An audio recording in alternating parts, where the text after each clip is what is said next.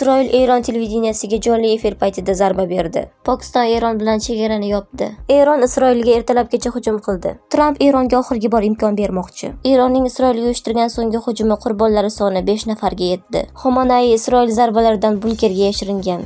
Isroildagi neftni qayta ishlash zavodi Eron zarbasidan so'ng to'liq to'xtatildi. Isroil Eron televideniyasiga jonli efir paytida zarba berdi. Isroil mudofaa kuchlari Eronning Irin davlat telekanalining tahririyati joylashgan binoga zarba berdi. Mahalliy Telegram kanallari yonayotgan bino tepasida quyuq tutun ko'tarilayotganini tasvirlarni e'lon qilmoqda. Va dastlabki ma'lumotlarga ko'ra qurbonlar bor. Avvaliga ekranning chap tomonida Tehronning umumiy panoramasi bilan zarba chaqnashlari paydo bo'ldi. So'ngra studiyadan translyatsiya olib borilayotgan o'ng tomondagi fon ekrani o'chirildi. Qog'oz parchalari uchib ketdi, keyin esa boshlovchi studiyani tark etdi. Ko'p o'tmay kadr kul bilan qoplandi va eshittirish bir necha soniyaga to'xtatildi. Bundan oldin IT Eron poytaxtining telekanal tahririyati joylashgan tumaniga zarba berishni rejalashtirayotgani haqida rasmiy ogohlantirgan va tuman aholisini zudlik bilan tark etishga chaqirgan. Pokiston Eron bilan chegarani yopdi. Bu haqda AFR axborot agentligi yuqori martabali mahalliy amaldorga tayanib xabar berdi. Barcha 5 tuman Chagay, Vashuk, Panjkur, Kech va Gvadardagi chegara o'tish punktlari faoliyati to'xtatildi, degan Balujiston viloyatining yuqori martabali rasmiysi Qodir Baxsh Pirkoni. Avvalroq Express Tribune nashri Pokistonning rasmiylarining Gvadar va Panjkur tumanlaridagi Eron bilan chegaradagi barcha o'tish joylarini yopish qarori haqida xabar bergan edi. Gazetaning yozishicha, ham piyodalar, ham yoqilg'i harakati to'xtatilgan. Ushbu chora-tadbirlar Eron va Isroil o'rtasidagi keskinlik avj olgan bir paytda jamoat xavfsizligini ta'minlash va chegarada kutilmagan hodisalarni oldini olish maqsadida ko'rildi. Pokiston rasmiylari ham fuqarolarni qo'shni davlatga sayohat qilishdan tiyilishga va hushyor bo'lishga chaqirdi. Eron Isroilga ertalabgacha hujum qildi. Eron Isroilga bo'lgan zarbalarini ertalabgacha uzluksiz davom ettirdi. Bu haqda Islom inqilob qo'riqchilari korpusi xabar berdi, deb ma'lum qiladi Fars agentligi. Qisr matbuot kotibi haqiqiy 3 va'da amaliyotining 9-to'lqini bir necha daqiqa avval boshlanadi va ertalabgacha uzluksiz davom etadi, deyiladi xabarda. Bundan avval Eron Isroilga nisbatan yangi raketali zarbalar to'lqinini boshlagani haqida xabarlar tarqalgan edi. Tasnim agentligi e'lon qilishicha, Eronning Isroil hududiga nisbatan yangi raketali hujumlari boshlandi.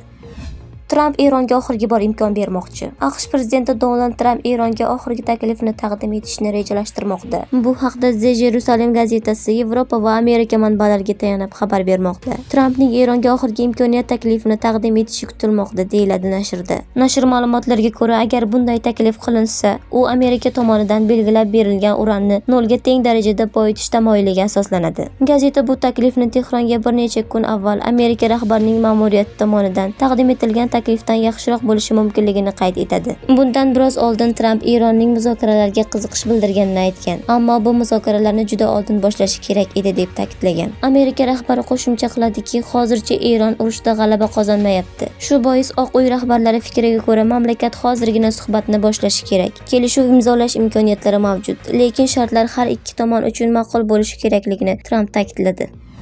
Eronning Isroilga uyushtirgan so'nggi hujumi qurbonlari soni 5 nafarga yetdi. Eronning Isroil markaziga qilgan so'nggi hujumi oqibatida kamida 5 kishi halok bo'ldi.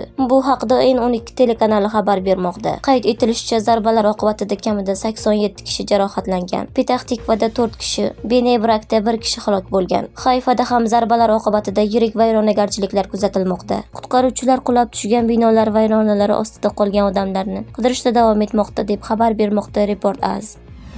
Xomanaiy Isroil zarbalaridan bunkerga yashiringan. Eron oliy rahnamosi Oyatulloh Ali Xomanaiy Isroilning mamlakatga qarshi operatsiyasi boshlanganidan bir necha soat o'tib yerosti bunkerida panoh topdi.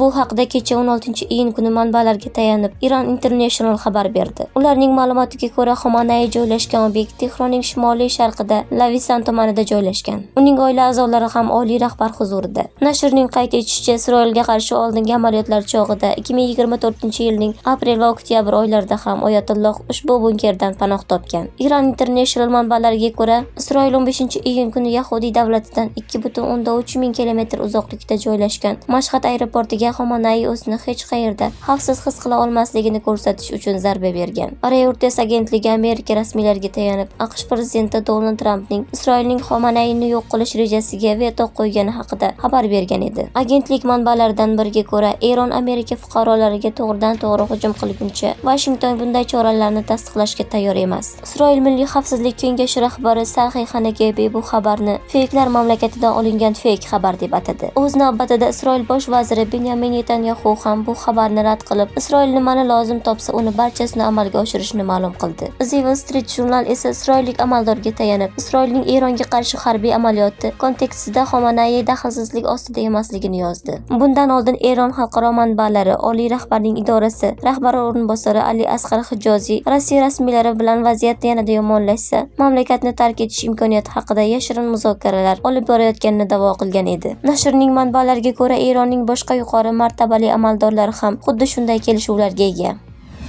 Isroildagi neftni qayta ishlash zavodi Eron zarbasidan so'ng to'liq to'xtatildi. Hayfa neftni qayta ishlash zavodida Eron raketalari zarbasidan so'ng to'liq to'xtatildi. Bu haqda Isroil gazetasi mamlakatning eng yirik neftni qayta ishlash kompaniyasi Bazan Group ma'lumotiga tayanib xabar bermoqda.